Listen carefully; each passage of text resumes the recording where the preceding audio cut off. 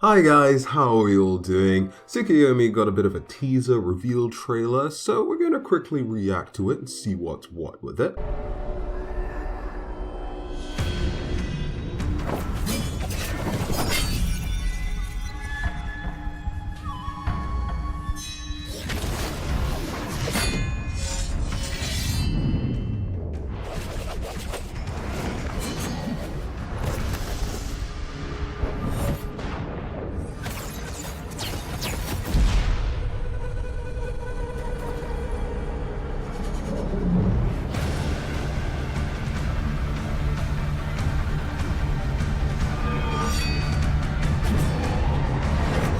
So, first off, I have to say, the trailer does look pretty nice. I've noticed that the reveal trailers and content like this that Harris have been putting out, have been getting progressively better with the god reveals, and they've of course been experimenting with quite a few styles over the years, so yeah, it's nice. That's nice, like a little progression for them. As for the god's design, like what he's wearing, his outfit, doesn't look like they're adhering to any sort of traditional look for the character or god, which, on one hand, kinda sucks. But if he's an assassin, I can look past it. Because if you look at Amaterasu and compare her to Susanoo, you can tell that one is a lot more armored, is wearing sort of a mix between, traditional formal sort of wear and you've got that battlefield armor integrated in there.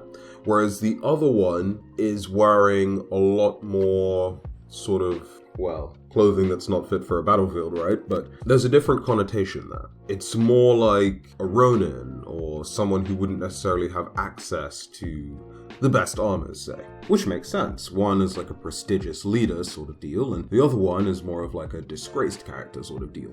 And likely, if you're going to be a warrior, as a Japanese character in this game, as a Japanese god in this game, whilst you're not necessarily going to act like a samurai, you're probably going to be more linked to the samurai than not, say. And I think out of everyone in the game, Amaterasu probably gives you the most samurai vibes versus everyone else, which certainly does me. Purely just for what the samurai represent.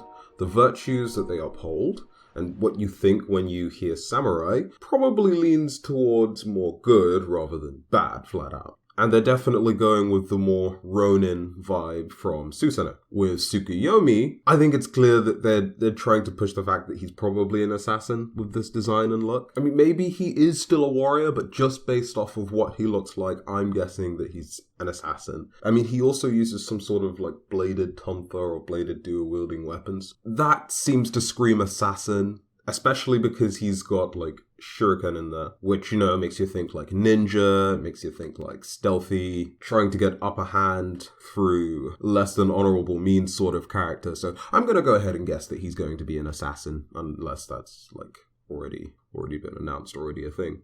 And that's why he looks that way. It's to match the class, less so pay more respect to, the original source material. Now, naturally, his abilities being flashy, he's the god of the moon. Pretty much every moon god that we have has some sort of flashy skill or ability so far. I think Chonga has, Awilik has. I'm clearly missing my moon gods, but you get the point I'm making, right? But an interesting thing in his visual design is that duality he's got going on. He's got a pinky purple and a blue energy around his weapons. A lot of figures and beings in Japanese mythology aren't necessarily these black and white, one is good, one is wholly good, one is wholly evil sort of characters that you might see in a lot of other mythologies. Japanese mythology, I mean, you look at Susanoo, whilst he does do his fair share of bad deeds, he isn't wholly uncooperative, he isn't necessarily malicious in any way. He sort of walks the borderline,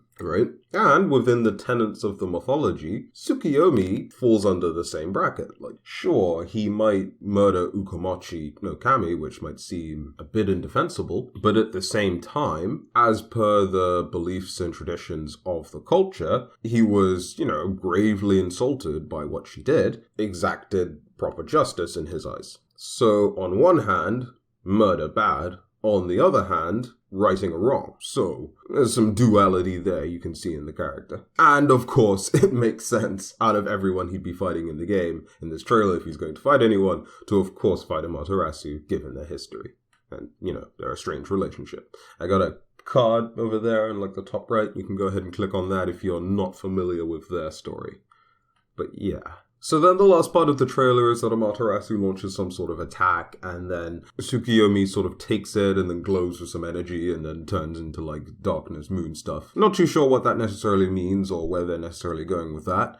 Maybe some sort of like reflection skill or some sort of absorption thing where he'll block damage for a bit and then use that energy to maybe help himself do more damage, or he'll get a shield, something like that, I'm guessing is what they're trying to say with that. Just my impressions for him. But yeah, finally getting Tsukuyomi in the game since, well, actually quite a while. I mean, when was Amaterasu? Like, what, was it 2017? 2016? One of the two? So, what, 3 years later? 4 years potentially? Well, maybe not 4 years, but something around like 3 years later getting her? That's, I mean, at least it's happening. Like, it's better than the people waiting for Fujin or the Mayans to get another character, or, you know, the Hindus to get another character.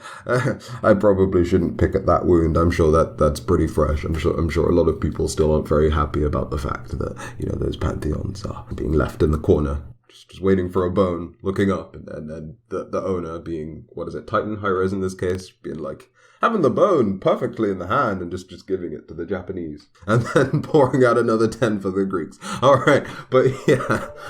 What do you guys think of Tsukuyomi? And have you been waiting for him for a while? If you have, just type a little Suku in the comments. I'm just curious to know how many people actually, you know, like been waiting, been patiently, and now your patience is rewarded.